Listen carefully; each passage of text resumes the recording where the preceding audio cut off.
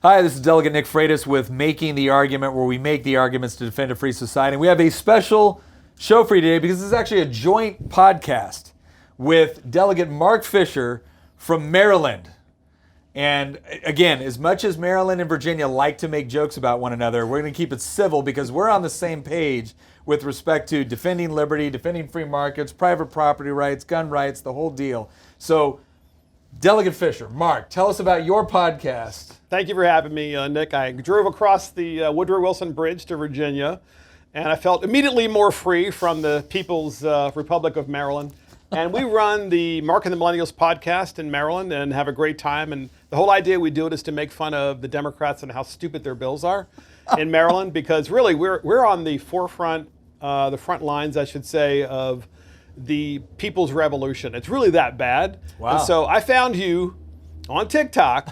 That's how I found you. And I'm like, this guy is amazing. See, for everybody that's ever given me crap about having a TikTok page, like this is how I meet good people in other places. So, all right, so I got to ask you a question. Okay, yeah. Because you brought it up. And you're drinking, what are you drinking? I'm drinking Powers Irish Whiskey. Okay, all right. I have some of that too, but I've got vodka. Thank you very much for hosting me. My pleasure, my pleasure. So, you guys have an interesting thing that you do that I think is hysterical, and that is talking about the dumbest bills.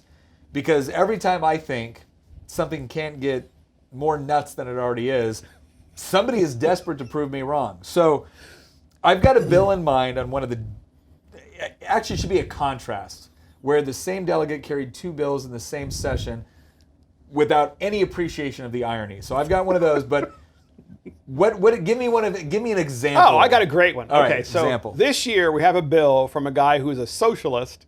He says he's a socialist, right? It's not me saying he is. Gotcha. He admits he is. And he's from Montgomery County, Maryland, which has tons of federal employees. Yeah.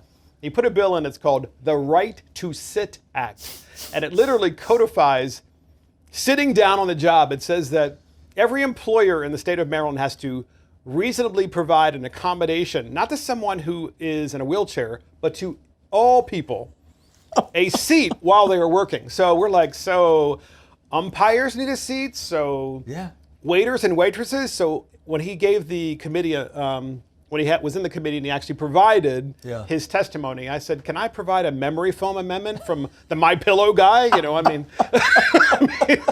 Did he not accept that as a friendly amendment? He was upset. Yeah. He was a little upset, yeah. So we killed the bill. Yeah. And that's my idea, Nick, is to make fun of how stupid they have become as a party. And in my state, they're crazy. Yeah. And they were crazy here until, thank God, you guys took back the state of Virginia. You have no idea. In Maryland, that's why I traveled across the river, because you guys inspire us. Mm-hmm. I mean this sincerely. You truly inspire us in Maryland, because otherwise we are lost.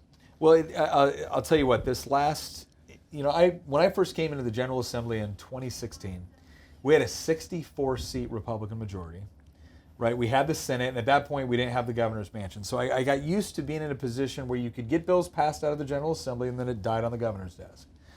And then, over a couple years, Democrats took control. And I mean, everything. They had the House, they had the Senate, they had the governor's Why did mansion. that happen? Why did that happen? What happened? So it's difficult to say. I think there's a lot of factors that went into it. Okay. Now, one thing I will say that I think Republicans have to own up to is that when you have majorities and you don't deliver on what you said you were going to do, you're going to lose.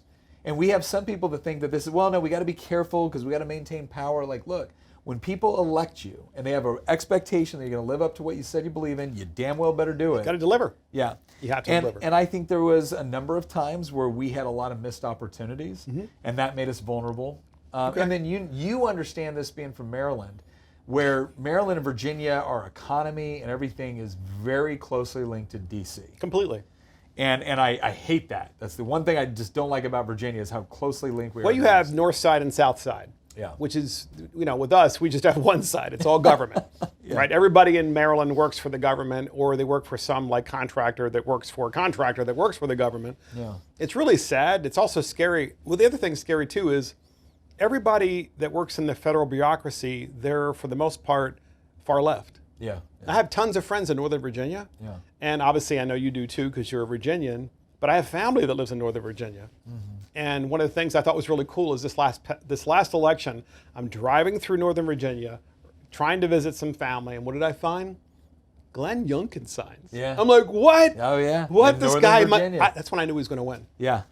No, I think that there was so many factors that went into it, but I got to say, Governor Youngkin ran an incredibly disciplined campaign, and the thing that was unique about it was that between him and Winsome Sears, who's a total rock star, and Jason Mieres, who him and I served in the House of Delegates together, new Attorney General, great guy.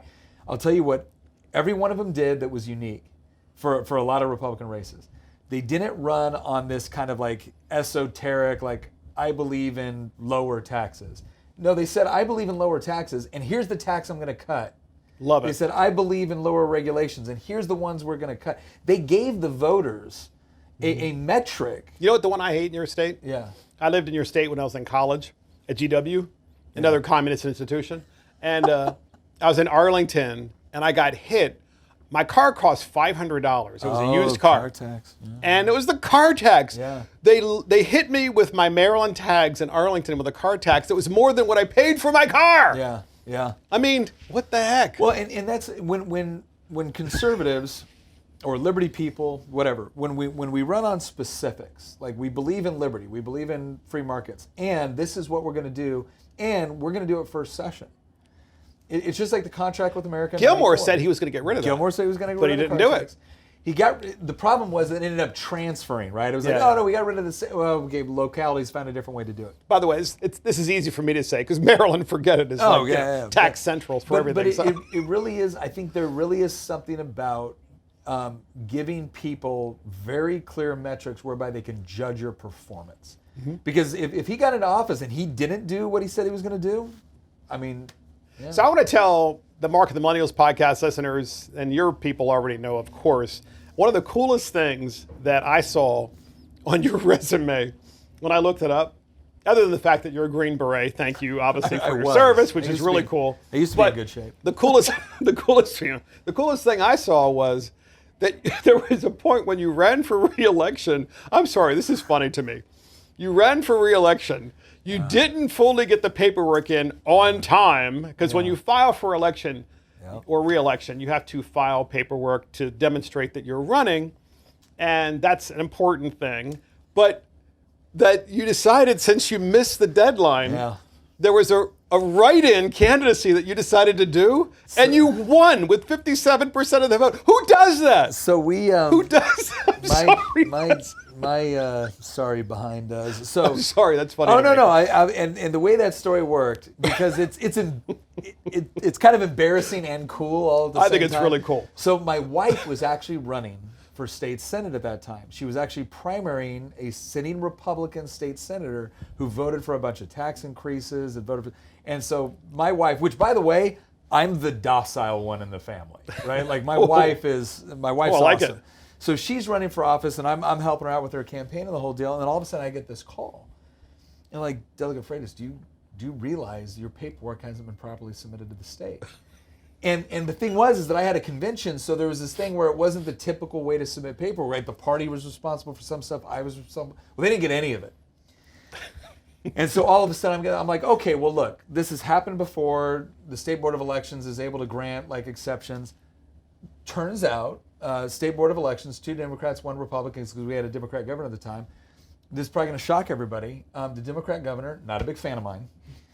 And so they decided that they were not going to issue an exception for this one, even though they had done it for other people. And so we had this big talk, and I was ready to step down and let somebody. Here was the problem. Nobody could legally come on and run as the Republican. So you have to have somebody as a Republican. You had to have somebody run. Have to, yes. The district knew me, and so I said, you know what? I'm gonna work hard, and then. And you won. And overwhelmingly 57%. Like we won by double digits, and that was the part where. Yeah. I mean, the most I ever won by is 58% because they gerrymandered the districts in Maryland so much that 58%, and you won by like the most I've ever won by, and it was a write-in. I mean, that's why I thought that was so bad. But Freitas so awesome. Freitas is not Smith. No. Right? So it turns out there's not a lot of Portuguese people running around Central Virginia. So the newspaper actually published all the different ways people misspelled my name.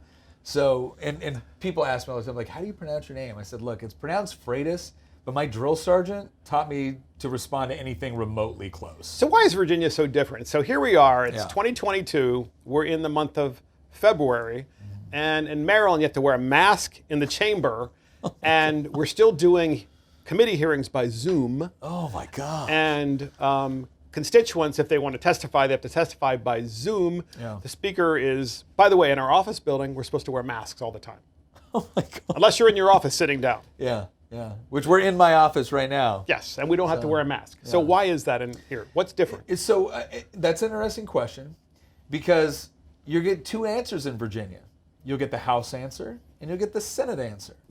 The House is run by Republicans, the Senate is run by Democrats. So you go over to the House, Democrats all wear masks. Why? Because wear a mask if you'd like to. They're don't care. mentally ill, that's why. I don't care if you want to wear a That's mask. me your saying business. that, not Nick. I'm You just don't saying. get to force me to wear one. So in the House, we have this crazy commitment to individual liberty and personal choice. Oh and my gosh, it's imagine nuts. that. It's nuts, right? I heard there was this whole country founded on it. But anyway, so the Democrats all choose to wear it, and we don't, because we understand how cloth masks don't stop anything. They don't. Go over to the Senate.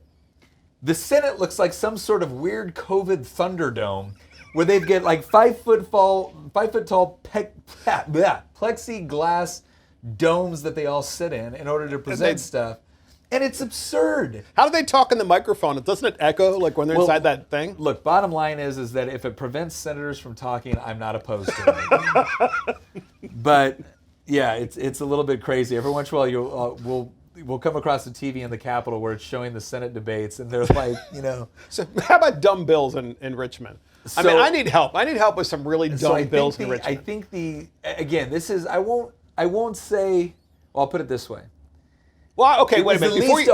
Before you start, Nick, Yeah. okay, we at Mark and the Millennials, we make fun of Republicans too, because we think there are plenty of really stupid Republicans. Yeah. No, not you. I'm talking about like, in that's general. Yeah. So in Maryland, we have a Republican that put a bill in to make it a civil offense to release balloons into the atmosphere. We had that bill. And because they might end up in a waterway. Okay, so Virginia and Maryland, they share the Chesapeake Bay, the water, the Tidewater region, all that stuff. Okay, that's really important. I get it. But this guy, he put this thing that's like, well, wait a minute. So little Johnny releases a bunch of balloons. You're going to say, sir, that's a citation of $200. Yeah. It's so stupid because isn't it education? That's why we do this. Why do we need more legislation to restrict your freedoms? Wouldn't you just like go to the person and say, hey, look, in the future, you might not want to do this because here's what might happen. Yeah, yeah. Well, so we had one year, we had the same delegate. Democrat? Yes. Okay, so it wasn't a Republican. I'm going to in give your two case. examples. I'm sitting in Transportation Committee. And this one was actually two different delegates, so I'll get to the other one. Transportation Committee. And in I think it was the same day, we had a bill that gave a tax credit to you if you bought an electric vehicle. Okay, now you're thinking, all right, I might not like that, but that's not dumb, right? You just disagree. Yeah. Except that in the same committee meeting, we had another Democrat with a bill that pointed out we need to exercise an additional fee on people with electric vehicles because they don't pay as much in gas taxes, and so we can't fix the roads.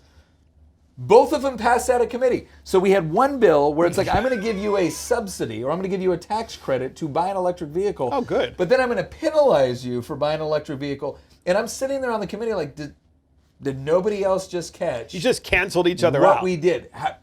This is why I voted no on both of these. Of course. And my vote, and here was the crazy part. My no vote on both of those, in a strange way, did the same thing as their yes vote on both of those.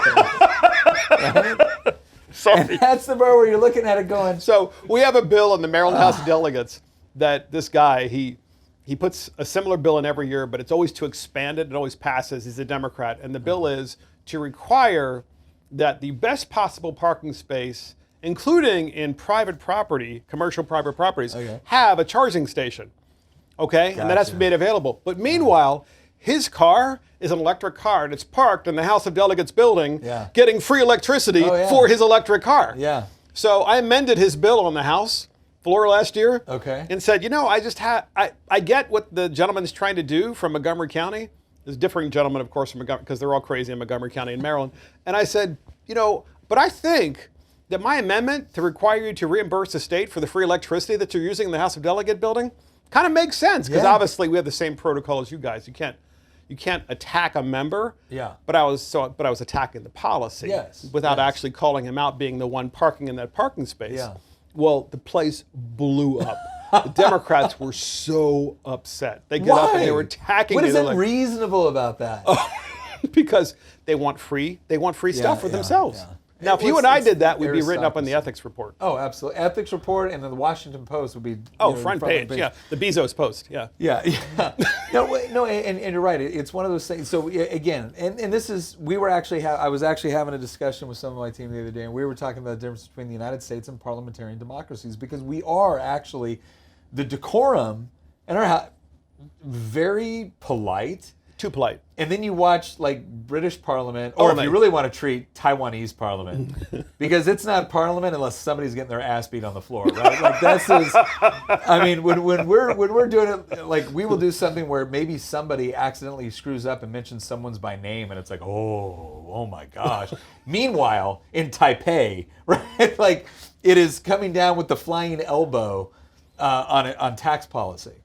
Well, I mean, in Maryland, we would put our money on. I'm not going to say it, certain people in the other side of the aisle who, I'm not even going to go there because I don't want to get you in trouble. So in Maryland, I would put my money on the Republicans. Let's put it that way. Okay. If there was a fight, I would put them, unless it's a really mean Democrat woman, then she might win too, without giving any more details. Well, the other thing that we kind of noticed too is that switching. Yeah. Switch to a real drink. So this is whiskey. It's like gin, but for men. Yes. Anyway, so we have. Sorry, Hamilton. Yeah, no. So one of the things that I think, again, I always find it fascinating to talk to members from other legislatures, because I think like a loser legislator like Maryland. Yeah. The American people in general have this idea that everything kind of operates the same way, and that's true to some degree. Most of us, except for Nebraska, have bicameral houses, and we have similar processes. But I've always been fascinated about some of the differences. And again, in Maryland, when you talk about Maryland and Virginia, we're the oldest legislative body in the Western Hemisphere, but Maryland's not far behind. We're not too far behind. And are there any interesting traditions? There is. Okay. There's a cool tradition in Maryland, and that is. So our state house has in it the very room with a statue of a likeness, including the height of George Washington, where he gave his farewell address. Oh, really? And the really interesting thing is when we had all this cancel culture of knocking down statues and getting rid of them, there was a lot of talk in our legislature with the Democrat majority of maybe we should get rid of that room. For Washington? To which we said, there wasn't a bill, but there was discussion, to which we said, and more specifically, I said, do you even know why that room exists? Yeah. Because it was the first time in human history, that a guy who was ahead of the military and defeated the most powerful military in the world, the most powerful country, instead of ascending to emperor or king or dictator, whatever, willingly gave power over to a civilian government. Yeah. That never happened before in human history. It happened in that room right there. And you want to cancel him? Yeah. To which the Democrats were like, well, that's really not that big of a deal. I mean, this is how bad they are. They don't read. See, this is incredible. Like in Virginia, when the Democrats took control, we used to have a statue of Robert E. Lee in the Capitol, because obviously this used to be the capital of the Confederacy. Now, again, I'm not advocating like I'm glad the Union won, right? Like this is not, but there's also generally been historically an understanding that Robert E. Lee played a prominent role, not just with respect to the head of the Army in Northern Virginia. He actually played a huge role in mending race relations and making sure that there wasn't a massive insurgency campaign in the South. Yes. Post Appomattox or whatever. He was critical to that. And he was critical for that reconciliation. And so it's one of those things where it's like, look, we can distinguish between certain policies we don't like and other aspects of a historical figure's trait or history, which are in fact admirable. right? We can distinguish between those two things. And the other argument that we were making was like, look, this is not going to stop here.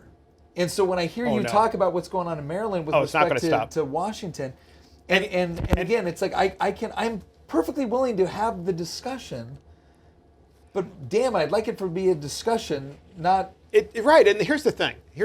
The country is divided. We all know this, right? Mm-hmm. And rather than learning from the Civil War, we have the left trying to cancel the Civil War, not understanding that this is a great time to learn from it because we don't want it to happen again. Mm-hmm. And yet they are devolving the country into this possibility, which I don't want to see, you don't want to see, but they don't want to learn from it. Why do you think that statue is there? It isn't there to trigger you. It is there to learn from it. This is the 21st century. Well, learn from it. By erasing history, you can't learn from it. Well, I had a group of students in here today from my district, great students.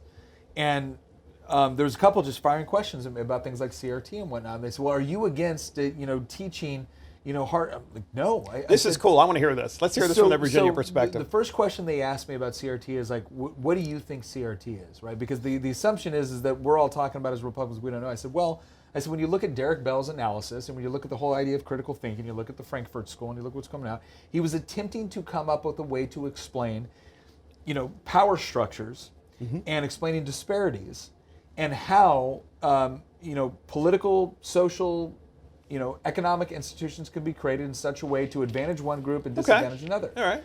I said, from that perspective, that's an interesting theory. It is. Here's the problem. I said, if that's all it was, I think we may agree on some points, disagree on others. That would be different. That's not all the theory has become.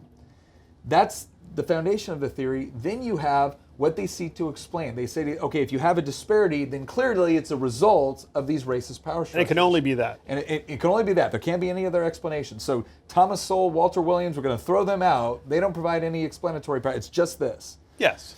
Then you're going to tell me that now there's prescriptions, policy prescriptions. That's Ibram X. Kendi, where he says, we need a federal Department of Anti-Racism, which will be appointed, which will have no electoral oversight, and which can nullify all law that is not sufficiently anti-racist. I said, so when you look at CRT and you look at it from the lens of, here's a base theory, here's what it seeks to explain, and here's its policy prescriptions. And the moment I question it, Robin DiAngelo says, well, if you question it, that's evidence of racism. That's not a theory, that's a cult. What's this whole thing with privilege? This is the part I don't understand. This whole why do you have, you just explained it, I know, but why is there this privilege thing? Well, I think the important part to understand. Do you feel like you have a Portuguese background? Do you have privilege? Well, I would look at it Portugal this way. is the poorest country in Europe, is it not? No, it's not quite. But I would say this. If you want to look at privilege, I would say that almost anybody born in the United States, when you compare it with socioeconomic status, political status, legal representation throughout history, almost anybody born in the United States automatically has a privilege that people born in most places across the country do not possess. Sure. So the question is okay, how do you account for this? So we had I'm the subcommittee chairman for the higher education subcommittee in Virginia. That must be so cool to be a subcommittee chairman because Republicans in Maryland they don't become chairman or subcommittee chairman of anything. So I had a Democrats are in charge. I had somebody from a university come in and talk about, and he was explaining, he goes, well, Delegate Freitas, we're very concerned about equity. So I stopped him. I said, okay, what does equity mean to you? Don't just tell me you support equity. What does it mean to you? Oh, let me check with Wikipedia. And well, that was the thing. It's it's about, different disparities that we have. I said, no, equity is defined as a fair and just system. That's it. That's what it is, fair and just. I said, now you and I can dream up a scenario right now where on one side we have a child that was born into a family where the parents stayed together, they got married, they stayed married, they both worked, they spent time with their child, they read to him at night, the whole deal. On this other scenario, you have a child that was born into a family where mom and dad got divorced or maybe never got married in the first place, and they don't have the same economic advantage. I said, we can both agree that one child in this situation is in a better situation economically, socially, etc., than the other. I said, here's my problem. If the only way you can think to help this child is to hurt the chances of this child, then you haven't created something that's equitable. Mm-hmm. Right. They believe in a zero-sum game.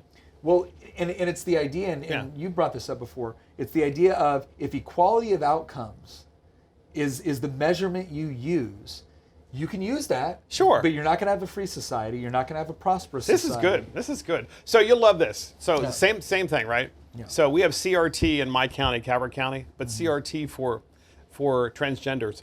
Okay. So we have a slide that was sent to me by a parent in Calvert County. The parent has several children in the Calvert County Public Schools. And the slide says, cisgenders have unearned privilege.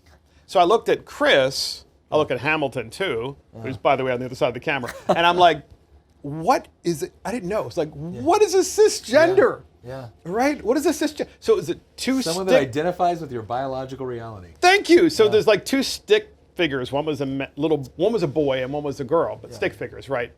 And it said just that, like, well, if you identify with the gender in which you were born, then you are cisgender. I'm like, no, that's just called a boy or a girl. Yeah. And if you continue to identify that way, then you have unearned privilege. They're teaching this to ninth graders. Yeah. Yeah. That you have unearned privilege. Well, what does that mean, that you're unearned privilege? So as best I can, and again, I'm not saying, but as best as I can understand, what it is that, political, social, economic institutions have been developed within structures that recognize differences between biological sex.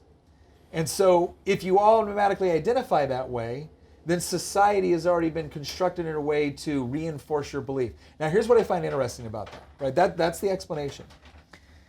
And then they'll come back and say, well, gender is just a social construct. How is that possible? So, and they I mean, I know it's possible for Pete Buttigieg and his husband. Well, and they distinguish between gender and sex in a way that just doesn't make a lot of sense to me. But here's what I find fascinating, and this is what I think is like the fatal flaw in some of what they're talking about, is from an intellectually honest or consistent position. If you're saying this is all just a social construct, okay, well then what are you creating? You're just creating a different social construct. Exactly. The real question is which social construct, right? Because obviously when we have political or economic institutions, these are social constructs, fine. Which one best reflects reality? Or science. So if you're telling me, and this is the part that I think gets really offensive, you're going to tell a child that walks into an elementary school that there are certain ideas that are white. And there was actually a brochure. Wait a minute, what ideas are white? I didn't even know that. There was actually a brochure that was posted in the Smithsonian that said things like the traditional family, the nuclear family. That's a white thing? Scientific method, linear reasoning. Like these were all white concepts. Here's what I find so offensive. Work hard and you get ahead? Is that a white thing? Yeah, they actually said that. The Protestant work ethic was a white concept. Jeez. Here's what I find so horribly offensive about that, is that when I see another person work hard and succeed in whatever they do, what I recognize is that someone has applied work ethic. They've applied effort. They've applied sacrifice, right? Yes. They've given up, immediate gratification for long-term benefit. Yes. That is not a white concept any more than it is any other racial concept. This is just reality. And everybody has the ability to grasp and do that. And what's been so unique about this country is that even though we haven't always lived up to the principle, the concept of everybody is endowed by their creator with certain unalienable rights, that among these are life, liberty, and the pursuit of happiness, right? That is so revolutionary that even when we don't live up. So how do we fix it? How do we get ahead? So this is important. This is an important transition for me because of what you guys are doing in Virginia, by the way, which is far more innovative than what we're doing in Maryland. So that's one of the reasons why I wanted to travel 3 hours. And that is. I gotta go to Maryland next time. I'll cross over. Please. Do I need a vaccine passport? Or can I just, You probably do. Right at the Woodrow Wilson Bridge, at the MGM casino. As long as you gamble there, we'll meet at the casino. As long as you gamble at the casino, you don't need an actual passport. That's how it works. Yeah. So it's essential. But the thing is, this idea, like, it has to be school. To me, the answer really is true school choice. You don't go to, if you don't want to go to the local school where you are in the greater Richmond area because it's a really bad public school for a variety of reasons, then you can choose some other private school option, right? And that should be available to everybody.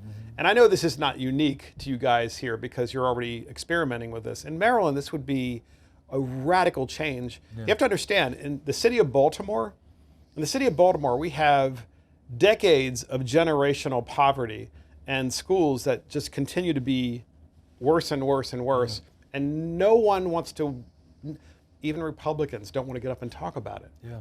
Because they just feel like, well, what's the benefit of talking about that? Because it's just Baltimore, let's just let it burn and fall apart. No. And this is why I'm so inspired by you guys, because it's not just the way you talk on the floor, which is truly inspirational, but it's also your new governor, who's willing to take on the most powerful structure in the state of Virginia, and that is the teachers union, which is the worst thing for the students that there can possibly be. And if you're in Loudoun County, if you're in Arlington County, if you're in Alexandria County, again, I lived in Virginia for a while I was in college, so I'm more familiar with it than probably most Marylanders. Why can't you have the money follow the child and go to any school that you want, that you can get into? Granted, you still got to get into that great school. Sure. But the schools would be incentivized to compete. Well, I mean, I think you've tapped on the single most important issue that we can focus on. And it's not to say that other issues of, taxes or regulatory policy or guns or life, like these are all really important. But to your point, and the way you phrase the question, I think your answer is correct. It's like, how do you get back to this idea of recognizing not only the economic or social benefits, but I would, without getting too, choked up, right? The genuine beauty of what it means to be able to direct your own life. Yes. And to understand that you cannot do that if you constantly have a bunch of what C.S. Lewis referred to as moral busybodies within a legislature constantly bearing down on you. And I think you're absolutely right that it has to be an educational issue. It has to be. And the only... I was talking at it. Is your governor going to do that? Is he going to put something? I think so. We actually, here's why I believe that. When this discussion was exclusively about charter schools, I was actually a little bit frustrated. I was actually talking to Corey DeAngelis about it, because he's done a lot of work nationwide on this. I said, we have to have ESAs. It has to be about funding students, not systems. Correct. We have to look at who is the customer of education and how we empower them. Brilliant. Yes. And I was talking to a group of people once, and not all friendly to this idea. And I said, all right, look, I want to give you an example, and I want to see if it resonates with you. I said, everyone here agrees education is important. I said, how do you feel about food? Like feeding hungry people, how do you feel about it? Like, well, of course it's critical. I said, okay.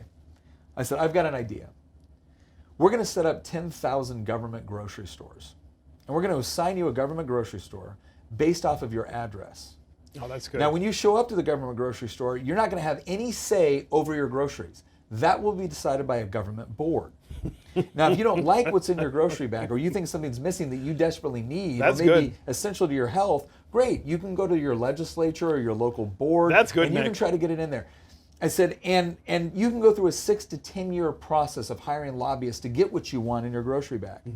I said, oh, by the way. That's so good. Oh, by the So way, good. none of the employees working at this government grocery store will ever be rewarded based off of ingenuity, creativity, or work ethic. They will only be rewarded based off of seniority. So good.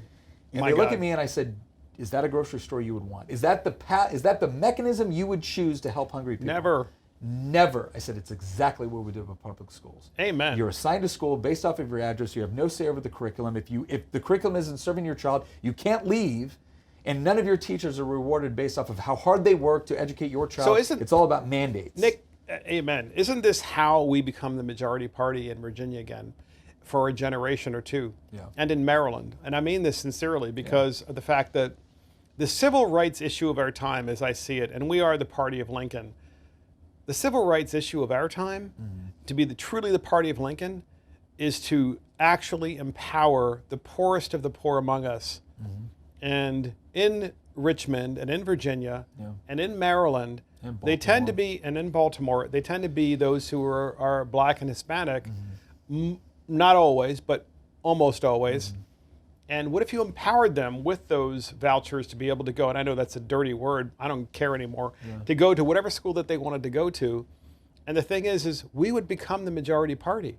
But it requires a bold executive to be willing to do it. And you guys have an executive, and believe me, I pray every day that your executive will do that, and then that it'll be, because DeSantis has, so look, Jeb Bush, to his credit, started this program in Florida. He did.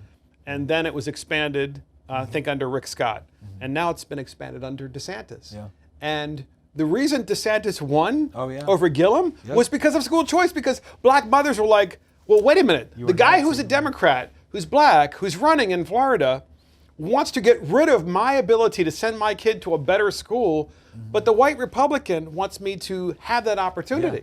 Yeah. This is what we need to do to become the majority party. I am convinced. Well, no, I think you're right, and look, this is, you know the deal. We both know what it's like to be in the minority party. I mean, thankfully, I'm back in the majority. You've been there a lot longer than I have on the minority, but yeah, every day I wake up, I know I'm going to lose. But it is one of those things. Well, and I think that you've done something in Maryland that is critical and something that we've tried to emulate here in Virginia, and that's the idea that we both know under certain conditions, when you show up to the floor and you give that floor speech, you are not convincing your colleagues to vote a way that they've already decided to vote. Ever. But what you are doing is making an argument to a broader audience for something that they might not hear otherwise. Good. Yeah, and you do that not just on the floor. You do that with the podcast. It's all we have. But I think do your papers cover you here? Like if Nick Freitas, my apologies, if Nick Freitas, I know it's spelled the same way. If Nick Freitas is on the floor and you gave that extraordinary speech, super kudos to you. It was extraordinary. I mean that. Take it from somebody who takes great pride in speaking and tries to always convince people about your point of view. I mean, it was extraordinary. You gave that. Was it covered by the mainstream media in the greater Richmond and then throughout the state area? So it's always interesting. Like my paper in my hometown, right? They covered it, I think, like 2 weeks later, and they tried to emphasize, and they really emphasized the point when Sean Hannity told me you should run for higher office. That's the part where they said, well, Nick gave an embarrassed laugh because he's run twice and lost, right? Like that's the way that they're going to shade it. But here's another thing. Serious shade. Here's another reason why what you do with your podcast is so important. Because we already know that the majority of the media is going to, even when they report on us, it's how can we make it look as bad as possible. Well, the wonderful thing now, and the reason why when people ask, like, why do you do Facebook? Why do you do Twitter? Why do you do TikTok? Why do you do Parler? Why do you do, Getter? Like, why do you do all this? Because it's the one mechanism you and I have, along with floor speeches, right, to talk directly to the people and make an argument for what we believe. To circumvent the mainstream media and go directly. And big tech is doing everything, because case in point, podcast, everybody out there with Nick and me, look, if you put your stuff, when we put our stuff on YouTube, right? Here's YouTube. We had one video on YouTube. We had a number of them, but one in particular that went to 700,000 plus views, right? That's incredible. Yeah. So we're like, oh my God, this is really cool. This happened really early on, and then YouTube flatlined. Yeah. Flatlined, and it's like, wait a minute. Here's Rumble. We post on Rumble. Here are all the other platforms, but here's YouTube. It's flatlined. Yeah. So what we realize is that we need to make sure that the conservative message has truly a free way of getting out there, because it's not the mainstream media. No. And you and I, all we have now is the technology to do this, because they're never going to cover you. Yeah. And here's my personal opinion. I mean this like as a huge compliment, and that is, I think that because of your gift of speaking, they're terrified of you. They're terrified of you. And this happens in Maryland too. And I'm not referring to myself, I'm referring to some of my other colleagues. No, I think you can definitely refer to yourself and how they throttle you. My colleagues on the House floor, like they are terrified of those who are super effective on the floor, and they do everything they can to put the kibosh on them. Yeah. And this is what they're doing to you, because I do think that your state is literally at that precipice of setting, because Virginia is such an important state, at bringing the country back to common sense, and they're terrified of you. I know they're terrified of you. It's so obvious. Well, I think they're. By the way, some of your own party members are terrified of you. And by the way, no, but I understand this. Yeah. I understand this. Yeah. I understand this, right? Because you stand up and you. You are willing to take risks with the way that you do in order to call out the hypocrisy. And a lot of times within institutions, they're very, very nervous about that. And even when you've demonstrated, like you have, that you can do it effectively, they're still always nervous about it. But if it's never done. Yes, and there's also the thing in Richmond, I know this because of my friend Chip, as I told you, who was a former Democrat legislator here in Virginia. There's this thing in Virginia, it's, by the way, the same thing in Maryland, and that is, well, you know, Nick, it's not your turn yet. It's not your turn to go to the next level. And that is, and the thing is, it's like you look at your colleagues and you're like, I got news for you. We haven't won this district. We lost it to Spanberger. We need to get it back. Because the worst thing to happen in Maryland or Virginia is to have that phony who says, well, I'm a Democrat, but I'm really in the middle. And then they vote for Build Back Better and then all the other crappy stuff, which has all this bad stuff in it, including free crack pipes for Hunter Biden and who knows who else. It's a big industry for Hunter. No, well, and again, I think that, you know, William F. Buckley said this, and it was the whole, and it's almost become cliche, but I really think it's true. It's the whole politics is downstream from culture. And I think for a long time, Republicans just, if you were genuinely conservative, you grew up in a country that was also genuinely conservative. Okay, well, I got news for everyone. That isn't the case anymore. Now, that's not to say that there aren't a lot of conservatives, but if you look at a lot of our most popular cultural institutions, from Hollywood, from music, from academia, from the media, they're not just like Democrat. We're talking about like hardcore left-wing, far left nonsense. Like, I mean, stuff that has been tried and failed and led to disastrous results. And yet they are absolutely convinced that the only reason why it really failed in Venezuela is because Bernie Sanders wasn't running it. If only Bernie and Elizabeth Warren had been in charge in Caracas, it'd just be a utopia right now. Exactly. It's garbage and it's arrogant and it's the epitome of hubris. But if people aren't willing to go and make the argument on the floor, make the argument in the popular culture, well, then don't be surprised when we have a generation of people that don't even understand the Well, how about argument. civics education in Virginia? What is required for the average student from K to 12 to learn about American civics so that by the time they graduate from high school, they really understand what's going on? So that's interesting. And we do have a fairly, so we have a, I'll say somewhat, it's not as robust as I would like, we have a somewhat robust civics program because obviously, Jefferson, Madison. I mean, you represent the district at Madison's district. That's right? too cool, by the way. So we're really talking cool. about in Virginia, you know, it's Washington and Jefferson and Madison and Henry and Mason. I mean, and it's all right here. So it's very easy to take advantage of it.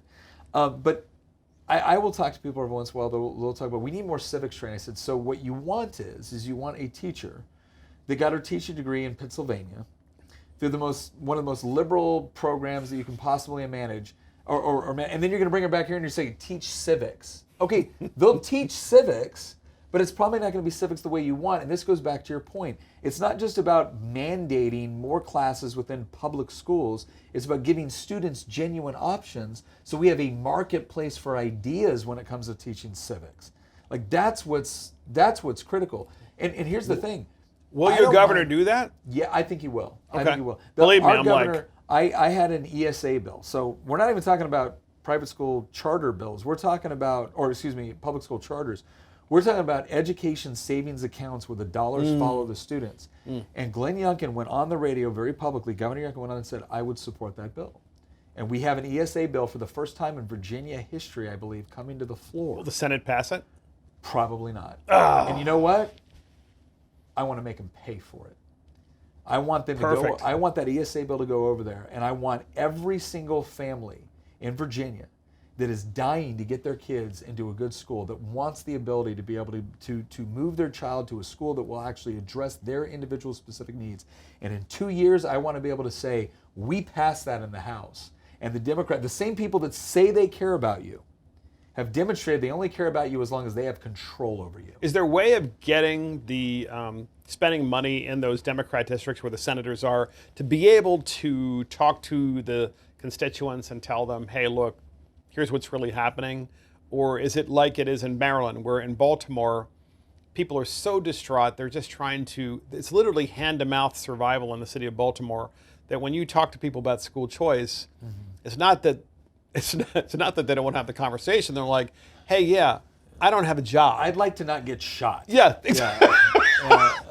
I swear, it's really that simple. Yeah. I don't want you to kill me. I might die tomorrow. My son or daughter might die tomorrow on the way to school. So you're talking about school choice. That's like very esoteric. Yeah. You know. Well, I think part of this is not reinventing the wheel, right? Like you go to places like D.C., which, by the way, used to be the murder capital of America. Now it's right? Baltimore. You go to places like Chicago. You go to places like New York, where they have things like the Success Academy, and this is about saying like the key component. These are not mutually exclusive ideas.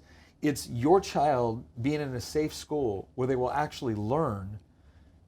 That's going to solve all of these other issues that you're exactly. Now, and again, it's not mutually exclusive. It doesn't mean hey, we're just going to do this, but we're not going to address the crime issue. No, we can do both. But it's about identifying the fact that if all we're doing is trying to address crime, but we're not actually setting your child up for success to where they never have to have the same concerns you did, then all we're going to do is be funding more crime prevention. When the best crime prevention we have is... So Nick, you bring up this like incredible point, and that is, if your Senate doesn't want school choice, and they're gonna vote it down, or these educational savings accounts, which is de facto school choice, then aren't the senators who are the Democrats who are voting against this school choice bill, this educational savings account bill, aren't they for CRT? Oh, well... Because isn't that de facto CRT to be able to lock people in failed schools and to do it year after year after year? I don't know that that's... So I want to call that CRT. What I would call that is the question is that if you believe in systematic racism, if you believe in institutional racism to the degree that CRT prescribes, and I've asked this question before, I said, so let me get this straight, white liberal Democrat, you believe that our institutions are almost... irredeemably white supremacist and racist. And that's the only institution you think should be able to teach minority children. Like, how do you make those arguments in tandem? They're like, well, no, we're going to fix it. Oh, of course you are. Oh, yeah. You've had decades to fix it. Rich white liberal. You're going to fix it. You've controlled every single one of these inner cities, the Democratic Party, for at least 40 years. In Richmond, it's more like 150 years. Exactly. But you're right. This time, you're going to fix it. It'll be great fun. And the solution for fixing it is ensuring that you control where the money goes and the parent has no control. I buy that. How lost is Northern Virginia? Because I have a very dear friend in Northern Virginia who's a teacher. Yeah. She's an elementary school teacher, public school. Won't mention her name. And she says that in her school there are literally, I think she said, and I don't quote me totally, but it's somewhere between 12 and 15 different languages in the same school. Yeah. In Arlington, Virginia. Yeah. So how do you assimilate children, and what has our government done to us when they have a school where there are so many different languages and the children show up and they're like, well, I barely speak English. I need to learn how to speak English. English as a second language is a huge part of our budget in Virginia. And again, I go back to the question of like, okay, there's a couple different ways we can run this. We can either say politicians will divvy out the money based off of political incentives, or we have a certain amount of money allocated for each student, and you as a parent can go find the educational opportunities that work best for your child. Well, if you want to address something like 15 different languages, again, you can try to do that by cramming them all into a classroom and saying we're going to spend millions of dollars on ESL, or you can say, here's money for educating your child, find the educational opportunities that work the best. By the way, and here's the fascinating thing, immigrant families understand this. Immigrant families insist on their children learning English because they know it's a key component of their economic and social success. Yes, language of success. Right. By the way, that's wrong. You can't say that on the left. Well, and it's this idea that if I was raising my kids in Mexico right now, I was in the military, went all over. If I was raising my kid in Mexico or Germany right now, would I insist that they learn German if they were going to stay in Germany? Absolutely. Would I insist that they learn Mexican? If I was living in China and my kids were going to stay in China, which, by the way, I would never subject my kids to a communist country, which is why I don't live in China or California. But if I was going to live, let alone the anal swabs of the Olympic, If I was going to live in Korea, let's use South Korea as a better example. Would I insist that my kids learn Korean? Absolutely, because Sure. I want them to Sure. be successful. Yes. And It's useful. There's nothing wrong about that. It just makes sense. It does make sense. And again, if you want to talk about the single most, economically successful demographics within the United States, it ain't white guys. No, it's right? not. It's Asians. Yes, it is. Because yes, it is. Culturally, there's a huge emphasis on education, It is. work ethic, and families. Yeah, And it families from India and families from Oh my gosh, Asia yeah. in general. Obviously, India is in Asia, but as a general principle, one of the things that I was moved by with your resume is that 9/11 happened, and I remember watching this. Everybody does out there. Hopefully, if you're too young, you should watch on TV. And that inspired you to join the military. To me, that is so cool. Well, that is so cool. In all honesty, I was already in the military. You were? Okay. So I was in the military when 9/11 happened, and we were on a training exercise in Hawaii, actually. And so we're hearing all this at 5 in the morning. And they pull us out of the field, and we go back, and here I am in Hawaii. Where were you? I was for Schofield Barracks, Hawaii. I was in the 25th Okay. Infantry Division. And we're about as far from the fighting as you can imagine, right, in Hawaii. And I remember, and I almost got out of the military before September 11th. I was in the 82nd Airborne Division. Sure. And it was peacetime. Yeah, and why would you be in a peacetime military? It's boring. I was going to be a cop. Boring. And Tina and I talked, my wife and I talked, so let's re-enlist one more time. We went to Hawaii, and I loved it. It was great. We get there, 9/11 happens. And I remember I'm sitting there in my living room, and I'm watching news reports come in. And at this point, we'd actually deployed troops over to Afghanistan, and Ranger regiments over there. And helicopter goes down. Chinook goes down trying to save two SEALs that had got caught up as SEAL sniper team. And the two people that died on that, or two of the people that died on that mission, were guys that one guy I went to basic training with, and one guy I went to Ranger school with. And here I am in Hawaii, and I looked over at Tina. I said, I'm never going to be on this side of the TV like this again. It's just not happening. So I don't know when the 25th Infantry is going to deploy. I said, but I know SF will deploy. I said, so I'm going to go to the qualification course. And now at that point, Tina was pregnant with our first. And I said, look, honey, I'll let you choose what SF group I request. And she wanted the one closest to family, which was 1st Special Forces Group in Fort Lewis, Washington. But it was like, I am, the idea that we would be at war and I would be on a tropical island in the middle of the Pacific was just abhorrent to me at that point. Now, funny enough, I go to Special Forces. I go to 1st Special Forces Group. The 25th Infantry Division ended up deploying before I did but I ended up finally going over in 2006 and again in 2008.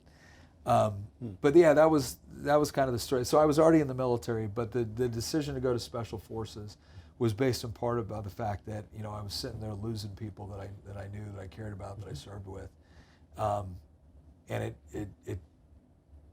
I have a lot of problems with U.S. foreign policy. Of course. But in that moment, it felt really wrong to not be anywhere other than there. Well, Nick Freitas, it's an honor to be here in Virginia. I really thank you, dude. Cheers. Thank you. Well, again, thank you for having me. And no, my pleasure. Thank you for driving all the way down here. We'll definitely do this again. And I want everyone to understand. All right, give your podcast link again. Mark and the Millennials. Yes. Mark and the Millennials. Yes. Google that. Go on. I'm Yes. guessing Apple Podcasts, Spotify. Everything. You name it. Everything. We're across all the platforms. Go as on you there. are, too. You're actually on more than we are. We are, but one thing I always tell, I had someone come in here the other day and say, I love your stuff, I share it all the time, and what I always tell them is like, you know what, if you weren't sharing it, it wouldn't be getting out, and it wouldn't be worth putting all the time and effort we doing this. Again, you're in session right now, drove 3 hours to come down here in order to do this. Go on there, like, subscribe, follow, all the things that you need to do for Mark and the Millennials. Once again, And Delegate like, Fisher. subscribe with Delegate Nick Freitas, who to me is a rock star. This is the future governor, maybe future president. So it's an honor to be here. Let's hope Thank I'm you. neither of those things. I want to see it. I want to see it. And we will see Thank you. We'll thank you again for joining us. We'll see you next episode on Making the Argument with Nick Freitas and Mark and the Millennials with Delegate Mark Fisher. We'll see you next episode.